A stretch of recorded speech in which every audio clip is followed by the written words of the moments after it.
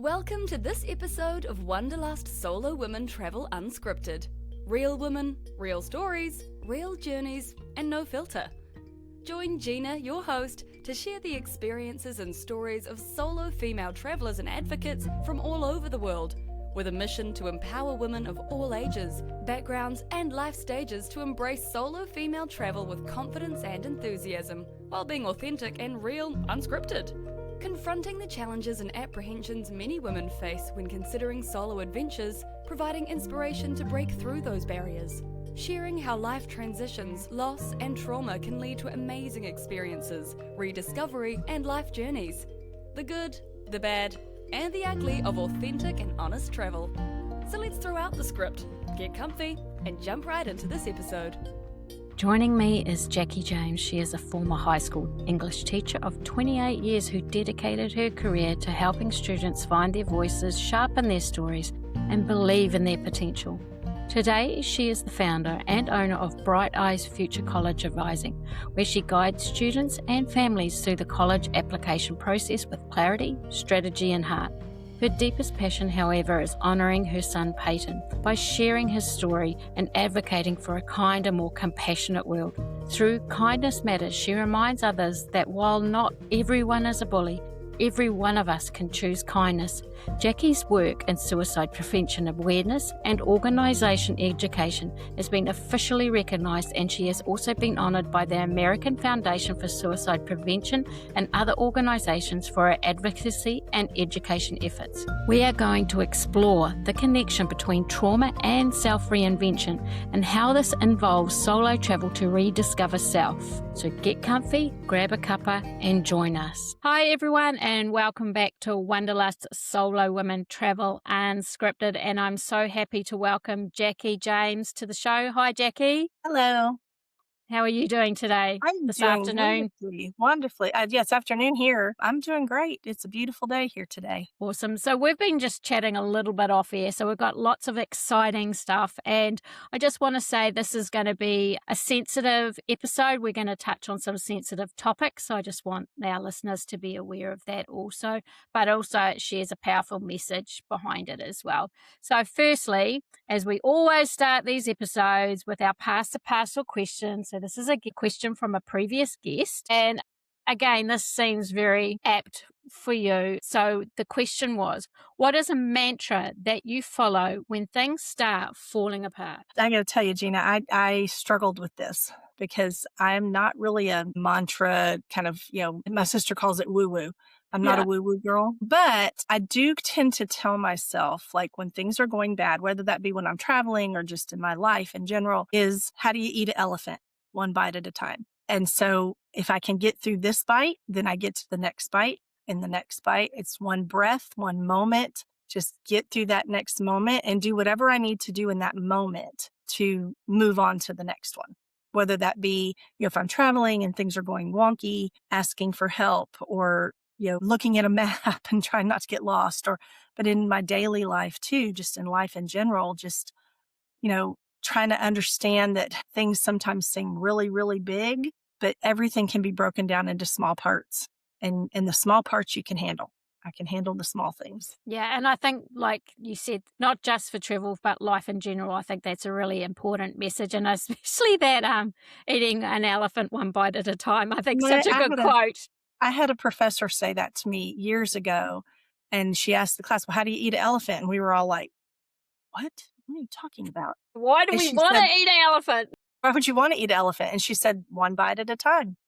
I'm like, oh, okay. And it makes so much sense. I tell that to my students all the time when they're applying for colleges and like they're all stressed out. I'm like, one step at a time. Let's just do one bite at a time. Kind of recenters you a little bit and lets you refocus on this moment instead of worrying about 15 moments ahead. Yeah, and I think especially if you're an overthinker like me, it's very easy to spiral into that overwhelm of, oh my God, I've got this, and just it becomes a bigger and bigger and bigger mountain. So I start breaking it down. I'm a shocker for less. So if I can break it down, like you said, into doable chunks, yeah, and then it makes it so more not as scary and more Well, and doable. I tend to have, my sister calls it analysis paralysis. Like when there's everything coming at me, I can't do anything. Yeah. I freeze. So if I break it down one thing at a time, one crisis, one piece of that crisis at a time,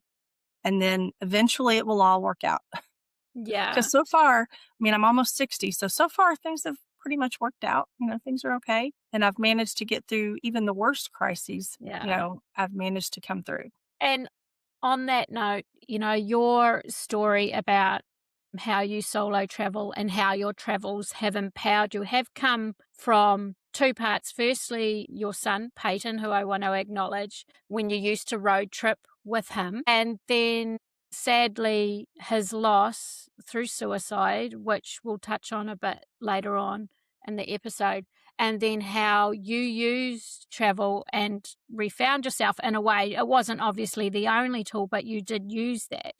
And I just want to share a thing that you put down for me. And I think there's a couple of really, really neat points you made. Is one where you found traveling alone to be quite liberating, and you loved the freedom of like being in the car with the windows down, singing to the top of your voice. But also, if you said how if more women could see that they could take a trip by themselves, where they're only beholden to themselves, they would be more confident in themselves, more empowered, and then find more adventures in all parts of their lives. And I think these are turning points do come from trauma. I think so too. And which is, in a way, quite a sad thing that, it's a bit like a lot of things that we do come from, a bit like, when you have a funeral, it's the only time you catch up with your family. Right. It's like, oh, we should do this all the time, but we don't, and it's a bit like with so many things we don't do. And then it takes a tragic event sometimes to lead to these powerful changes. So do you want to share just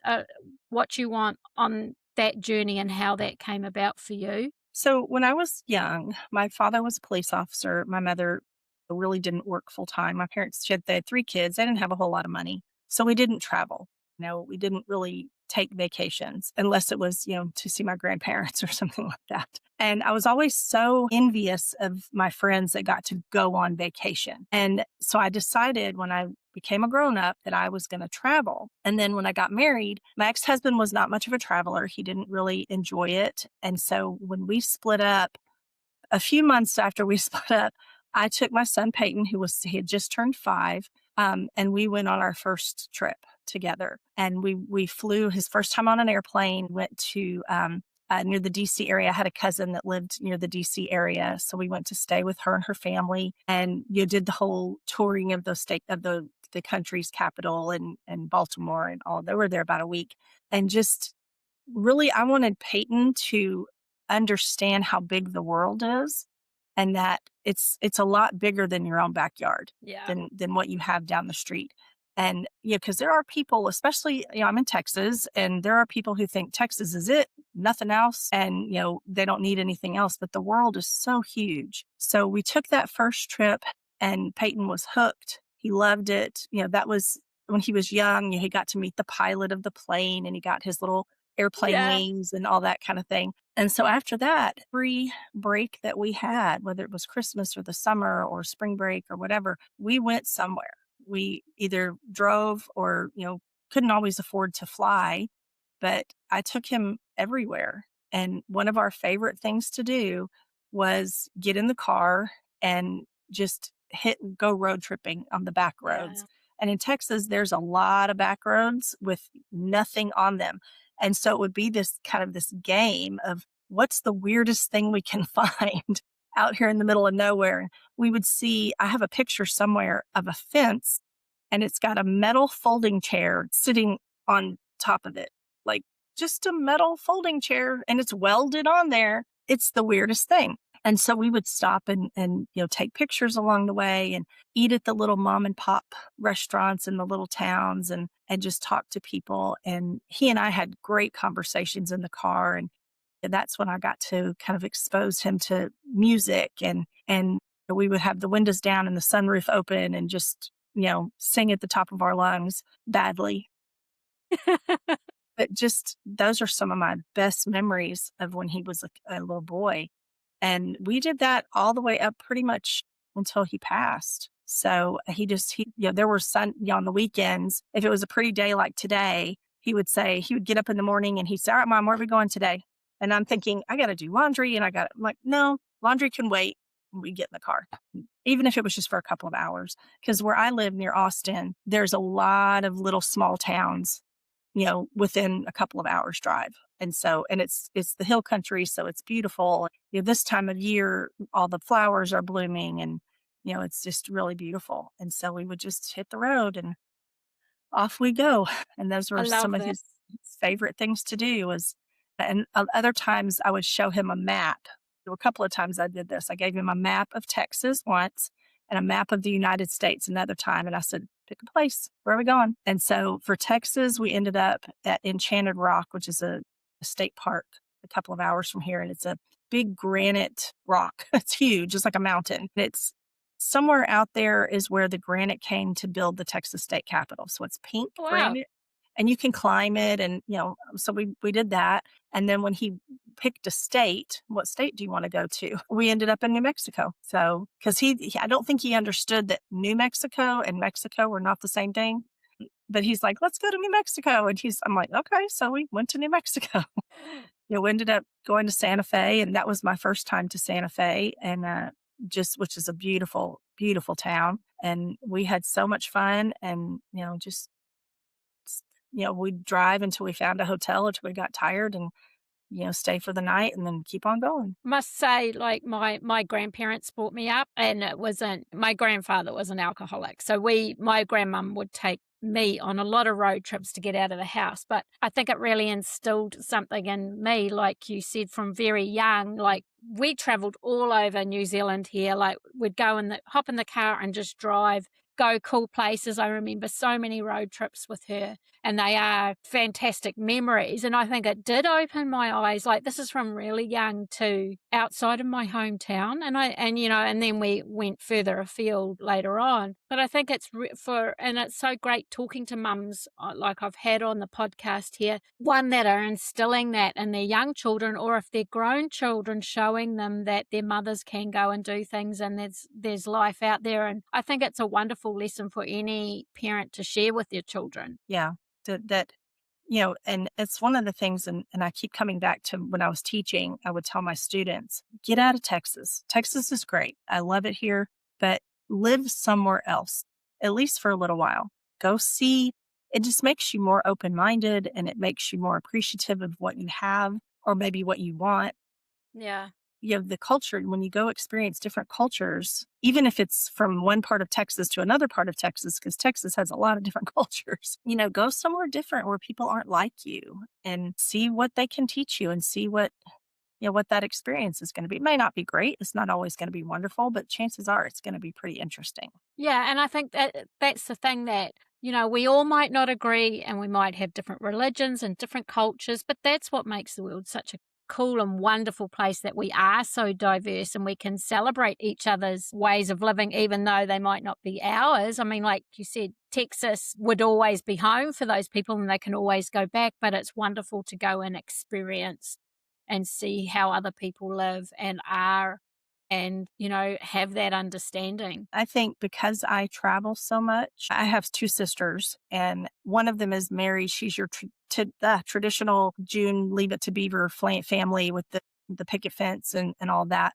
And my other sister she's divorced as well. And she's got a little bit of that wanderlust in her. Whereas my oldest sister, Janet, she wants to, but she's so, I don't know if afraid is the right word, but she has never traveled anywhere by herself. Of course, she's been married almost 40 years. So, she's so used to having a spouse to do things with.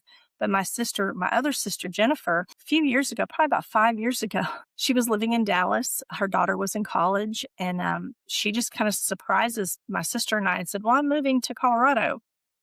And we were like, what? And she just picked up and moved to Colorado. Janet, my oldest sister, was so scared and so worried. And oh my gosh, why is she doing this? What is she doing? And me, I'm like, I'm so jealous. I want to go. I want to do that too. So, and she found her people there and she found the things she likes to do. She moved away for about a year and then realized she didn't want to live anywhere else. So she's back in Denver and she loves it. Yeah. We don't have it wasn't family. We'd never been there on a family trip or anything like that. She had a friend that lived kind of close to Denver. And so she just decided that's what she wanted to do. And she's never looked back. And that's the thing, it's scary. And I think for someone, especially if you're still married or with a partner and you have that desire, maybe your partner doesn't, there's a lot of layers happening. It's like you don't want to leave your partner out or seem selfish by wanting to go by yourself or just wanting to go. And then it's like not even knowing where to start and that fear of being by yourself. So there's so many things that would come up in that situation. So like your sister just going like that. And she was not like, of the three of us, that would have been something I would do in a minute. She beat you to it. Yes, she did. She did. It was not something I ever would have expected from her. Yeah. And I'm just so proud of her for doing it and just, moving to a place where she didn't know anybody. Yeah. And she just, dove in and has made a great life there. And thankfully she works from home. She's worked remotely for 20 years, so she could live anywhere. So it wasn't a job situation. She was able to do it. So yeah, it's great. And then your situation obviously took quite a dramatic and tragic turn. And if I hope you don't mind me saying so, with Peyton passing when he was 11, is that correct? He was 13. 13, sorry, yeah, 13. That obviously was an extremely difficult time for you. It was. Peyton had been bullied for years in elementary school, and when we moved to Austin, it continued. He was just that kid that gets picked on. He was a redhead. He wore glasses. He was a nerd. He loved to read. He wasn't cool. And so the other kids picked on him a lot, and it went from teasing to full-on bullying, and especially when we moved here. And in elementary school, there was one boy in particular who was just vile. And as they moved into junior high in sixth and seventh grade, the bullying became physical. And he pushed Peyton down a flight of stairs. He ruptured his eardrum. He would throw rocks at him and just throw things at him in class. And the kid was horrible. Right before he was in 8th grade, I got a new job. So we moved because I needed to be closer to my job. And for him, we kind of presented it to him as it's a clean slate. Nobody knows you at this school. You get away from that kid, because as many times as I had tried, I asked so many times to meet with that boy's mother, and she didn't want to have anything to do with it. I met her once and realized why her son was the way he was, because she was no better than he was. When they say the apple doesn't fall far from the tree, she was horrible and rude, and, her kid came by it honestly. So we moved, and, I'd started a new job. So I was teaching in a new high school, and Peyton, I thought things were okay because, when he comes home from school every day, he would ride a bus from his school to my school, and then we'd go home together. And he would say, of course you say, how's your day? And he's fine, kind of gloss over. He didn't tell me anything, where before I was pretty much in the loop about every time this other boy or the other boy's friends did something nasty to him. He would tell me about it. And I was that parent. I was at the school, banging on tables and shaking my fist and with my hair on fire, demanding that they protect him. And when we got to the new school, he didn't tell me anything had happened until the day of his attempt. And I picked him up and, how was your day? And he says, well, I went to math class. I went to science class. I talked to the principal. I said, what? What did you talk to the principal for? He was not ever in trouble. So he wasn't a reason for him to be in the principal's office. And he finally told me that there was this boy who had been bullying him again. And I think for him, it was never going to end. We changed schools. We've done all the things, and it still continued. And I think he thought, this is just never going to go away. And I've learned now, when you're 13, a 13-year-old boy especially, when I said to him, and I would tell him, you just got to wait until you get to high school. It's going to be so much better next year. I might as well have said, wait a million years. Yeah. They don't have that. Their frontal lobe isn't developed enough to realize that bad things end, that there is an end to everything and that good things are coming. And on that day, I think I don't think he was trying to hurt me or his father. I think he just wanted the pain to end. And I found him. I want to go into the details of how he died, but I found him and he was in a coma for 5 days.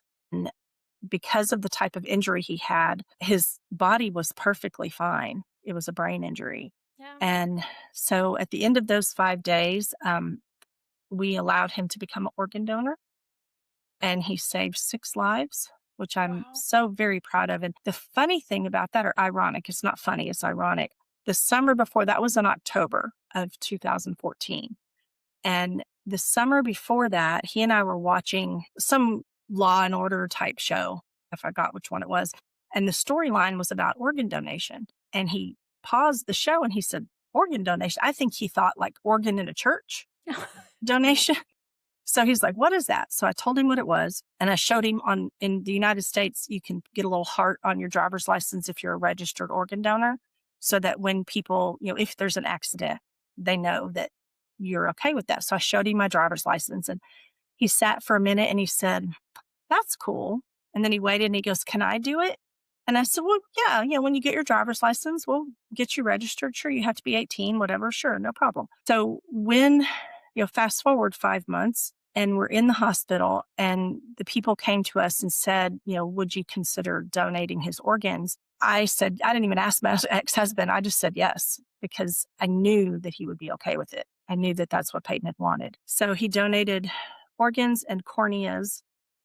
And then he passed away in 2014, almost 12 years ago. October will be 12 years. And since then, I have actually met a little girl who got one of his corneas. I met a man who got one of his kidneys, who was doing wonderfully. And then ironically, the man who got one of his kidneys, he and Peyton, their birthdays are 1 day apart.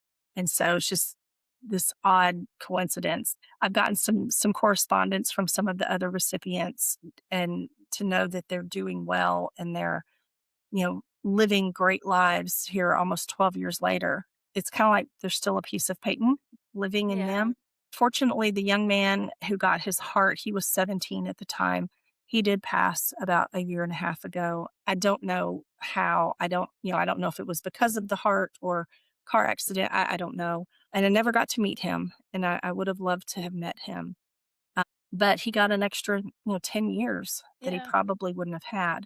And so I'm real proud of him for that, he, even in a horrible moment, he gave a gift to people that saved their lives. And, after he died, it was in October. My sister had already planned coming back to the travel thing. She had already planned a big family reunion for Thanksgiving in November. And it was like a month later. And I did not want to be there. I didn't want to be the center of attention. I didn't want to be the subject of everybody's pity.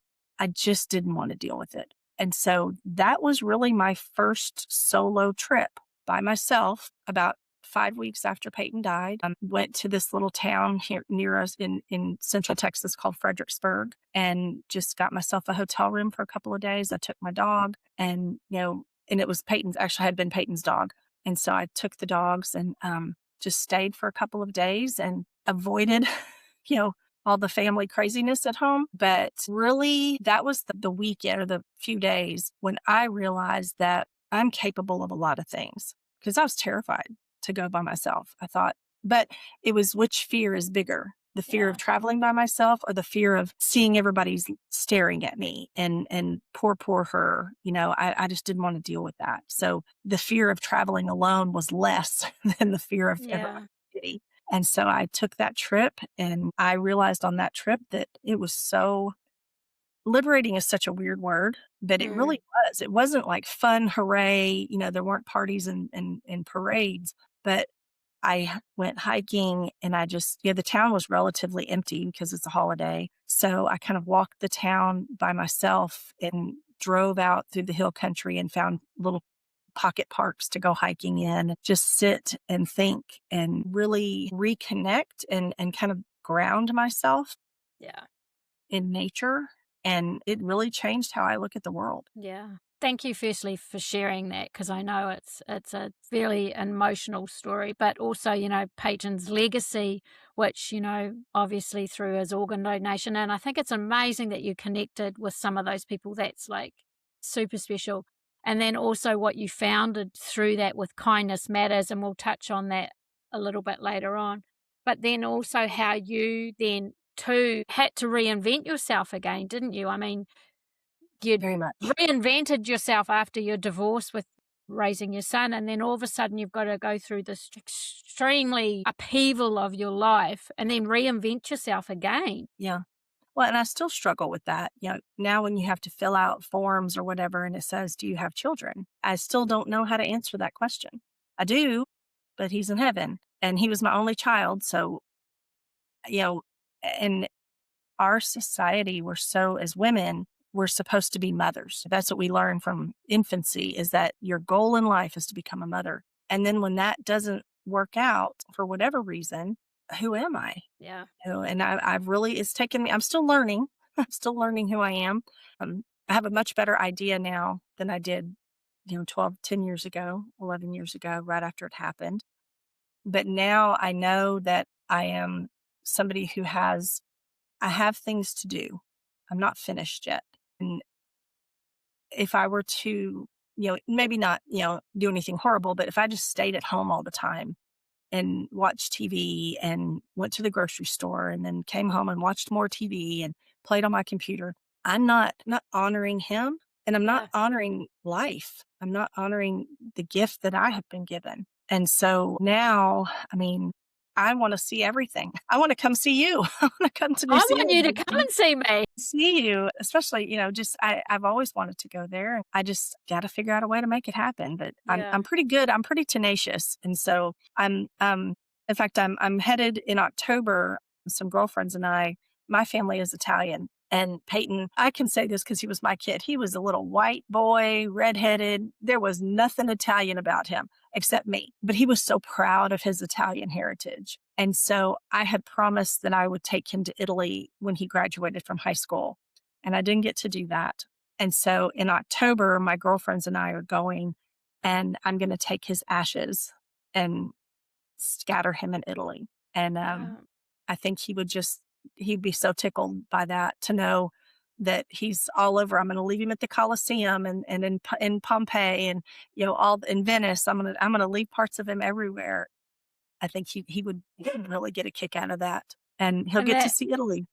yeah, and that is a great legacy too, because uh, I was going to bring that up, anyway, because you told me earlier. But I think that's such a wonderful thing to do in his memory, and quite powerful too. And I don't know, but I think even for you, I think it will be a wonderful, emotional, but I a think wonderful thing to I think it will share. be the end of a chapter for me, Yeah. because right now his ashes, I have them in an urn, in the house. That wasn't who he was. No, he was never one to just sit on a shelf and do nothing. And so I want to, and I know that's not him. That's the remains of his physical self, but that's not who he is and who he was. And so I want to let him see the world. So on our trip, he's going to be all over Italy. There's going to be a little bit of him in Istanbul when we go there. And I've kind of wanted to do this for a while. And a friend of mine, she lost her son in a car accident not long after Peyton died. And she just went to Paris. She took some of his ashes in like a little squirt bottle, and she's just squirting them all around Paris, which cracks me up. But to know her, you would know that was very much their relationship, and her son would have loved it. And Yeah. so I'm kind of inspired by that now, I can do it. And I've got other things that help me remember him. I don't look at that box and think of him. I've got photos, and I've got my memories, and I've got some jewelry and just my memories especially Yeah. of him. But that's his essence. It's not the ashes in that box. No, it's sort of like behind me, you can't see. I've got my grandmother who I mentioned raised me. I've got, how you can get little bits of their ashes in smaller pots. Mhm. So my mum and me have both got one each, and then she's interned with my grandfather. But God, you're so right. She would never, she would have hate to have been sitting on that shelf. And in a way, it's such a great metaphor. And I know that's not her. I know that too. But her ancestry is from Scotland. Her mother was from Scotland. She so wanted to go back there because there were so many unanswered questions also back there. So my goal is to still take that pot. Luckily, I have been to Scotland and I have been to the old family plot, and I want Wow. to take her there. Yeah. So again, that's a whole different journey, and I think this is what I love sharing about travel. It's not always about, like going on holiday or just going to a resort or ticking Mhm. off some landmark. Travel can be so much deeper, and quite often, and it doesn't even have to be thousands of miles, like you said, it can be a road trip. It can be just a way of stepping away from your current situation. So you have perspective and Yes. clarity, and you Yes. can be with yourself. I think that's like something that we talked about earlier when we were chatting. Like when you do travel by yourself, you get asked, or people are surprised, why are you by yourself? And you get asked, are you lonely? Or these Mhm. questions. And I've had this with other guests and I've had it myself. And it's like, why isn't it okay just to be you Yeah. Yeah, doing and stuff? What? Yeah. it's funny, most of the times when I'm traveling alone, especially into small towns, especially in Texas, you see a woman alone and they automatically think something's wrong, and I'm like, "No, I just like my company." I enjoy my company, I enjoy being able to listen to whatever I want and read whatever I want, and if I wanna lay in bed all day on vacation or go sit by the pool or, go see whatever the area is known for, I'm only on my timetable. I'm Yeah. not nobody else is dictating when and what and how I'm going to do something. And that to me has given me so much more confidence. I know we've mentioned that before about if more women would travel solo, even though it's scary, when you finish, like the first couple of trips I took by myself that I did it, I Yeah. made the reservations and I traveled and I paid for gas and I did it all and I came home safe and sound. I was so proud of myself that I can do this, and after Peyton died, part of that was I can do this, I can do this life. And yes, I miss him more than I don't have the words to say how much I miss him and how much I wish he was here. But I can still have a good life and enjoy things and not feel guilty for being happy Yeah. because I know that he wouldn't want me to, and that as I have traveled more and more, and I talk to him on these trips, whether it's on a plane or in a car or wherever, I have conversations in my head. He talks back to him and he has kind of given me permission to live a life that he would have wanted to live and see things and experience things and to be happy. And it took me a long time to get here, to get to this point where I know that if I laugh, because there was a long time where if I felt guilty for laughing Yeah. because how can I laugh when my son passed away? But now I think every time I laugh, every time something funny happens, or I travel, or I enjoy something,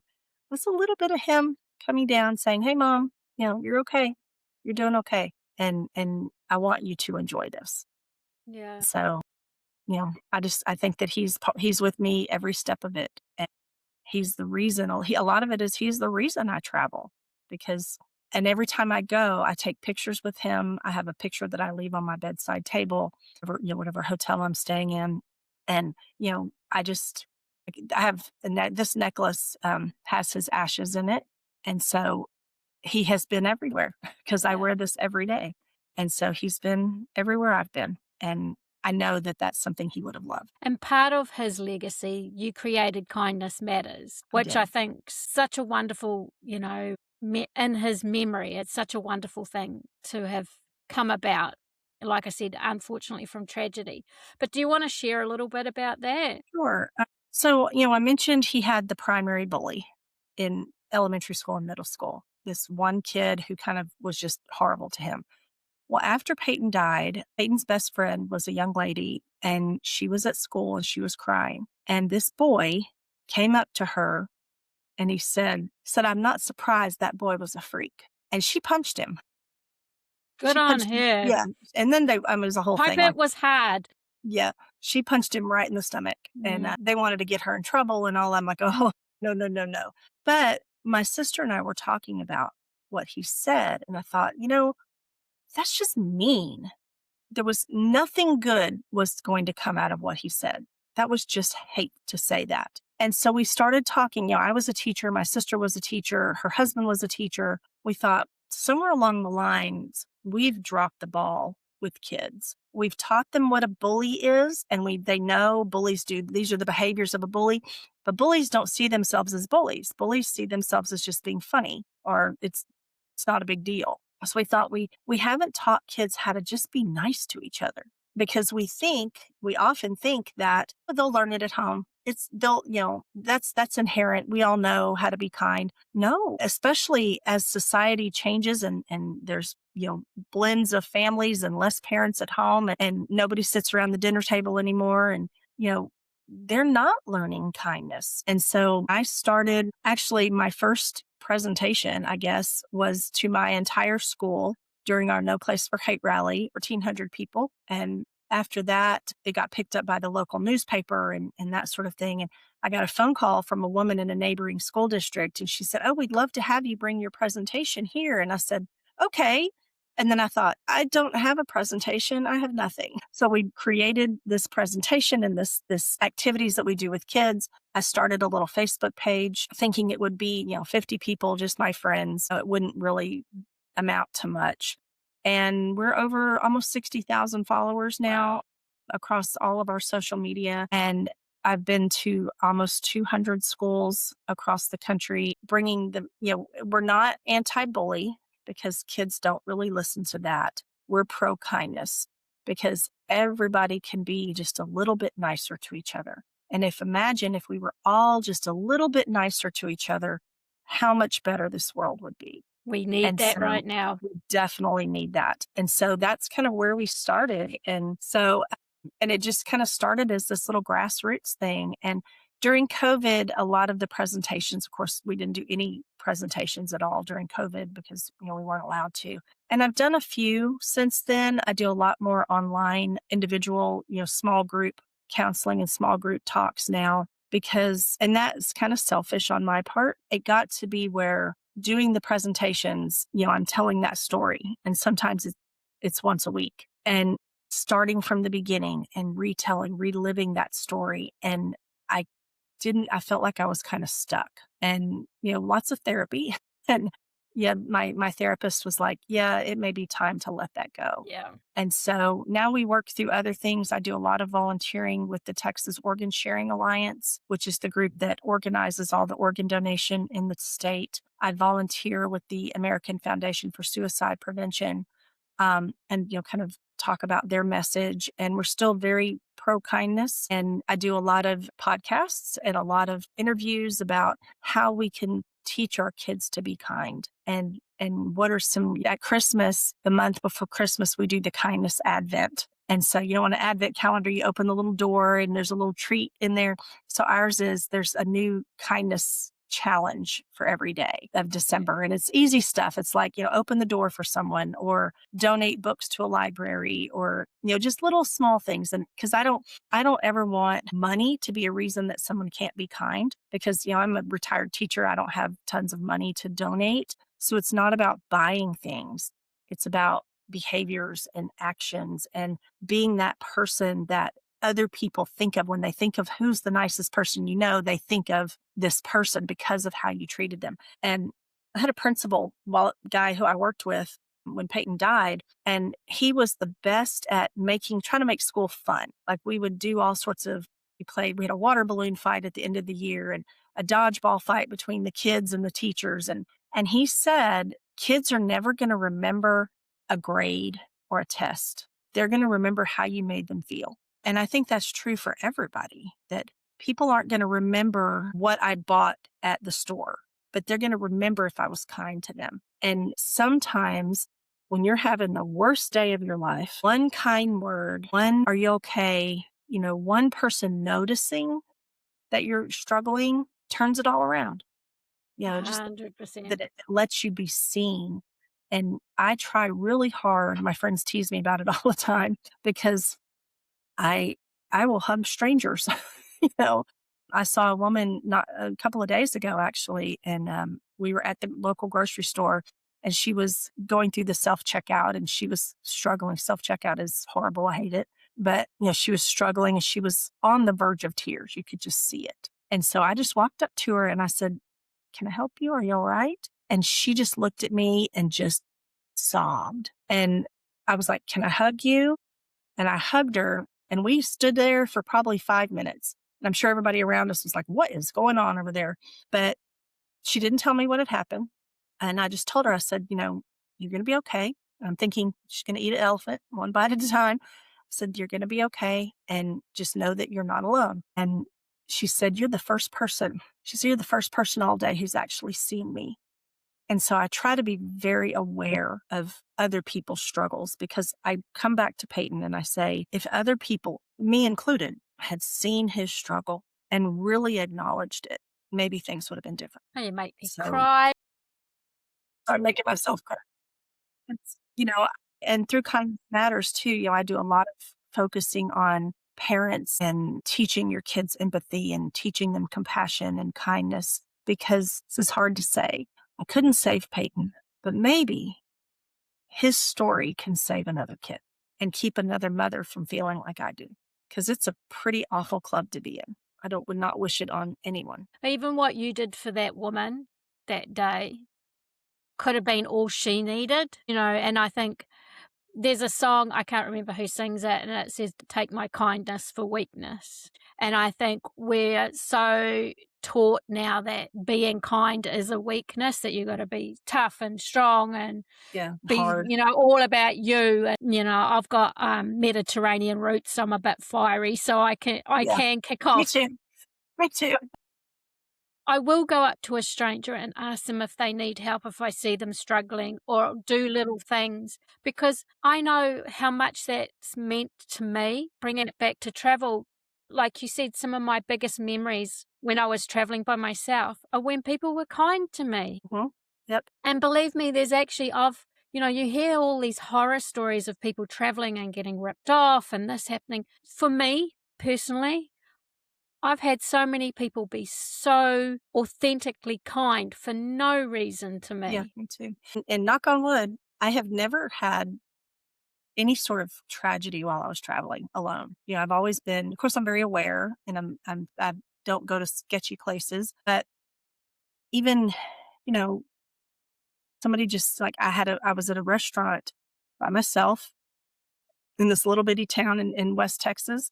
And the waitress, it wasn't very busy. It was kind of that time between lunch and dinner. And she just sat down and we just started talking about nothing, But again, maybe she needed someone to talk to. Yeah. And it was nice for me not to just be a face to her. So I remember those little kindnesses, and I want to do that to other people. I want other people to know that, again, they don't know who I am. They don't know. Around here locally, I am the Kindness Matters lady. But outside of, Central Texas, they don't know me. I just want them to leave me at least not feeling worse, feeling good about their life and about our interaction. And, and I think that's that kind of trickle down of, if you're kind to someone, maybe they'll be kind to someone, and so on and so on. It's a ripple effect. Yeah. No, for and sure. It, like you said, it doesn't take money.